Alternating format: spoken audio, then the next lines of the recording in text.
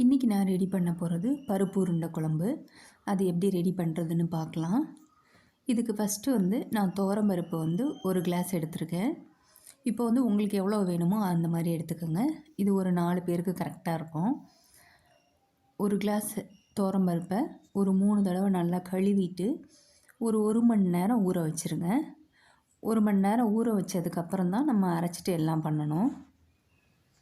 இது நல்லா ஊறட்டும். இப்போ நம்ம குழம்பு தாளித்து விட போகிறோம். இப்போ இதுக்கு தேவையான அளவு ஒரு பவுலில் ஃபுல்லாக எடுத்திருக்கேன், ஆயில் எடுத்திருக்கேன். இப்போ இதுக்கு கொஞ்சம் நிறையா ஊற்றினா தான் நல்லாயிருக்கும். அதுக்காக நான் எடுத்திருக்கேன். இப்போது தாளிக்கிறதுக்கு 1/4 டேபிள் ஸ்பூன் சோம்பு எடுத்துக்கோங்க. அதுக்கப்புறம் அதுக்கும் கம்மியாக வெந்தயம் எடுத்துக்கோங்க. சின்ன வெங்காயம் ஒரு 10-15 இது உரித்து வச்சுருக்கேன். அது குட்டியாக இருக்கனால 2ஆக கட் பண்ணலை, முழுசாக போட்டிருக்கேன் நான். அதை நல்லா வதக்கிடுங்க.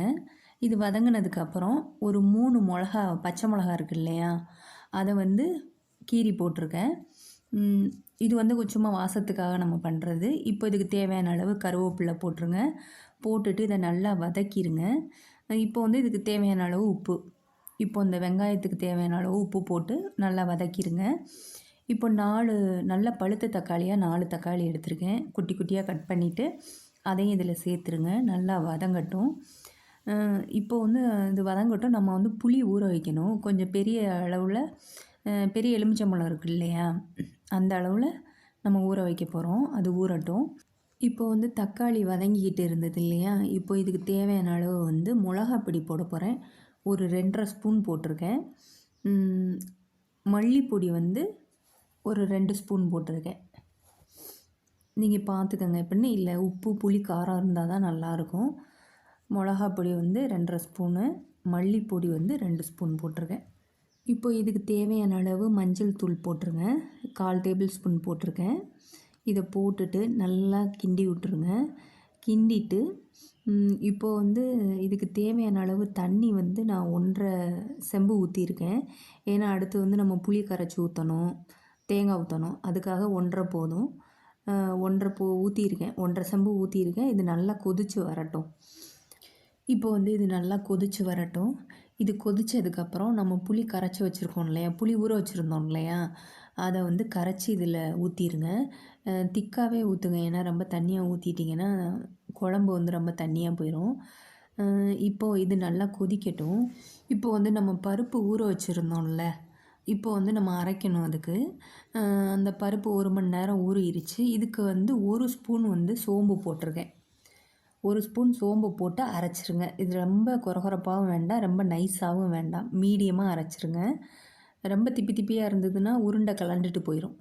இப்போ இதுக்கு தேவையான அளவு உப்பு போட்டிருக்கேன். இப்போ இதுக்கு தேவையான அளவு மஞ்சள் தூள் போடணும். 1/4 டேபிள் ஸ்பூன் மஞ்சள் தூள் போட்டுக்கோங்க. போட்டுட்டு இதுக்கு மிளகாத்தூள் இருக்குல்ல, அதை கொஞ்சம் ஒரு 1/4 ஸ்பூன் போதும். ரொம்ப கம்மியாக போட்டுக்கோங்க. ஏன்னா நம்ம பச்சை மிளகா வேறு இதில் சேர்ப்போம். அதனால இதை கொஞ்சம் கம்மியாக சேர்த்துக்கோங்க. தனி மிளகாத்தூள், நான் எல்லாமே சொல்கிறது தனி மிளகாத்தூள்.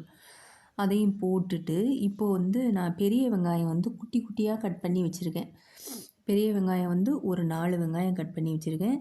ஒரு மிளகா பச்சை மிளகா குட்டி குட்டியாக கட் பண்ணி வச்சுருக்கேன். இப்போ இதை நல்லா சேர்த்துடலாம். நம்ம அந்த பருப்பில் சேர்த்துடலாம். இப்போ இதை அந்த பருப்போடு சேர்த்துருங்க. நீங்கள் சின்ன வெங்காயம் போட்டிங்கன்னா இன்னும் டேஸ்ட்டாக இருக்கும். என்கிட்ட சின்ன வெங்காயம் இல்லாதனால நான் போடலை. அதனால் நீங்கள் சின்ன வெங்காயம் இருந்தால் போட்டுக்கோங்க. இப்போது இதுக்கு தேவையான அளவு வெள்ளைப்பூடு இருக்கு இல்லையா, அது ஒரு 10 பூண்டு குட்டி குட்டியாக கட் பண்ணி வச்சுருந்தேன். அதையும் இதில் சேர்த்துருங்க. இப்போ கொஞ்சோண்டு கொத்தமல்லி, கருவேப்பிலை, பச்சை கருவேப்பிலை பிச்சு போட்டுருங்க. அதுக்கு தேவையான அளவு பச்சை கருவேப்பிலை பிச்சு போட்டுருங்க. இதெல்லாம் நல்லா வாசமாக இருக்கும், அதுக்காக தான் இதில் சேர்க்குறது. அப்புறம் ஒரு அரை மூடி தேங்காய் துருவல் இதில் சேர்த்துருக்கேன். அரை மூடி தேங்காய் துருவல் இதில் சேர்த்துருங்க. சேர்த்துட்டு இப்போது நம்ம என்ன பண்ண போகிறோம்னா, இதை எல்லாத்தையும் நல்லா பிசைஞ்சிடணும். பிசைஞ்சிட்டு இப்போது நம்ம எப்படி மிக்ஸ் பண்ணுறோமோ அதை பொறுத்து தான் நமக்கு உருண்டை குழம்புல கரையாமல் இருக்கும். இப்போ நீங்கள் இதில் தண்ணியே சேர்க்க வேண்டாம், எதுவுமே சேர்க்க வேண்டாம். இனிமேல் எல்லாமே நம்ம போட்டுட்டோம் இல்லையா. இஞ்சி வேணால் போட்டுக்கோங்க. ஏன்னா அது குழந்தைங்க சாப்பிட மாட்டாங்கங்கிறதுக்காக நான் போடலை. என்னோடய பசங்களுக்கு பிடிக்காது. ஏன்னா அந்த உருண்டை சாப்பிடையில இஞ்சி வரும். அதனால் அவங்களுக்கு பிடிக்காதுங்கிறதுக்காண்டி நான் சேர்க்கல. வேணும்னா சேர்த்துக்கங்க. ஆனால் இதுவே போதும். இந்த மாதிரி இந்த மெத்தடில் பண்ணி பாருங்கள். இப்போ வந்து நல்லா பிசைஞ்சிருங்க.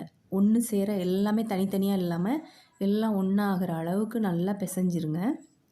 பிசைஞ்சிட்டு இப்போ வந்து நமக்கு தேவையான அளவு உருண்டை பிடிக்க போகிறோம். ரொம்ப பெருசாகவும் இருக்கக்கூடாது, ரொம்ப பெரிய உருண்டையாகவும் இருக்கக்கூடாது, ரொம்ப குட்டி உருண்டையாகவும் இருக்கக்கூடாது. பெரிய உருண்டையாக இருந்துச்சுன்னா வேகாது, ரொம்ப குட்டியாக இருந்ததுன்னா கரைஞ்சி போயிடும் குழம்போட போடையில். அதனால் மீடியம் சைஸுக்கு நீங்கள் உருட்டி வச்சுக்கோங்க. உங்களுக்கு தெரியும், நீங்கள் பண்ணியிருந்தீங்கன்னா உங்களுக்கு தெரியும். நீங்கள் புதுசாக பண்ணுறவங்களுக்கு நான் சொல்கிறேன் இப்போது. அதனால் மீடியமாக எல்லா உருண்டையும் உருட்டி வச்சுக்கோங்க. இப்போ வந்து நான் எல்லா உருண்டையும் உருட்டி வச்சுட்டேன். இப்போ ஒரு கிளாஸுக்கு இவ்வளோ உருண்டை வருது பார்த்துக்கோங்க எப்படின்னு சொல்லிவிட்டு. இப்போ வந்து குழம்பு வந்து நல்லா கொதிச்சிருச்சு. இப்போ வந்து ஒரு அரை மூடி தேங்காய் துருவிட்டு அதை நல்லா நைஸாக அரைச்சிட்டு இதில் சேர்த்துருக்கேன்.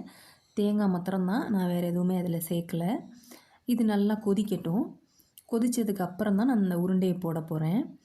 நமக்கு வந்து நல்லா குழம்பு வந்து நல்லா கொதிக்கணும். கொதிக்காத போது நீங்கள் உருண்டையை போட்டுறாதீங்க, கரைஞ்சி போயிடும். நல்லா கொதித்து வரட்டும். ஃபுல்லாக வைங்க, ஹையில் வச்சுருங்க ஸ்டவ்வை. அது நல்லா கொதித்து வரையில் நம்ம இப்போ உருட்டி வச்சுருக்கோம் இல்லையா, அதை டைரெக்டாக போட்டுருங்க. ஒன்று ஒன்றா போடுங்க, பக்கத்தில் போடுங்க, ஒன்று மேலே ஒன்று போட்டுறாதீங்க. இப்போது வந்து ஒவ்வொருவங்க என்ன பண்ணுவாங்கன்னா இட்லி சட்டியில் அவிச்சிட்டு போடுவாங்க. எனக்கு அந்த பழக்கம் இல்லை. எனக்கு அது பிடிக்கவும் பிடிக்காது. ஏதோ அது வழுவழுப்பாக இருக்க மாதிரி இருக்கும். அந்த உருண்டை வந்து எனக்கு பிடிக்காது. இது வந்து இப்படி நீங்கள் ட்ரை பண்ணி பாருங்களேன்.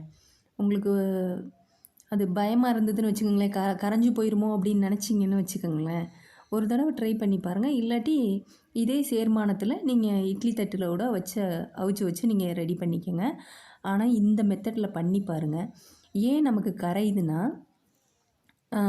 நம்ம வந்து ஸ்டவ்வை கம்மி பண்ணி வச்சுட்டு நம்ம அந்த உருண்டையை போடுறதுனால தான் கரையுது. நல்லா கொதிக்கையில் போட்டிங்கன்னா அது கரையாது. இப்போது அது நல்லா கொதிச்சிட்ருக்கையில் நம்ம டைரெக்டாக கரண்டியை போட்டு கிண்டிடக்கூடாது. இப்போது நம்ம 2 பக்கமும் ஒரு துணியை வச்சுக்கிட்டு அந்த பாத்திரத்தை வந்து இந்த இப்படி இப்படி அது என்ன எப்படி சொல்கிறதுன்னு எனக்கு தெரியல. அந்த மாதிரி அசைச்சு மட்டும் விடுங்க. எனக்கு அந்த என்ன வார்த்தைன்னு தெரியல எனக்கு, சாரி. இந்த பண்ணுறேன் பாருங்களேன், இந்த இப்படி பண்ணுறோம் பாருங்கள் அந்த பாத்திரத்தை, அந்த மாதிரி மாத்திரம் பண்ணுங்கள். அப்போ தான் அந்த உருண்டை கரையாது. நீங்கள் வந்து கரண்டியை போட்டுறாதீங்க. கரண்டியை போட்டிங்கன்னா கன்ஃபார்மாக கரைஞ்சிரும் உருண்டை. அதனால் ஒரு 10-15 நிமிஷம் இப்படியே இருக்கட்டும். இப்போ வந்து நமக்கு வெந்துருச்சுன்னு தெரியணுன்னா உருண்டை ஃபுல்லாக அப்படியே மிதக்க ஆரம்பிச்சிரும். நம்ம போட்டோம் இல்லையா உருண்டை, அது ஃபுல்லாக மிதக்க ஆரம்பிச்சிரும். இப்போ என்ன பண்ணுறோம், அடுப்பை ஆஃப் பண்ணிவிட்டு ஒரு மணி நேரம் டிஸ்டர்பே பண்ணாதீங்க, இந்த குழம்ப விட்டுருங்க அப்படியே. அதுக்கப்புறம் 1 மணி நேரத்துக்கு அப்புறம் இதை எடுத்து நீங்கள் சாப்பிட்டு பாருங்கள், சூப்பராக இருக்கும். இதே மெத்தடில் நீங்கள் செஞ்சு பார்க்குறீங்க, பார்த்துட்டு என்கிட்ட சொல்லுங்கள். உங்களுக்கு பிடிச்சிருக்குன்னு நான் நம்புகிறேன். லைக் பண்ணுங்கள், ஷேர் பண்ணுங்கள், சப்ஸ்கிரைப் பண்ணுங்கள்.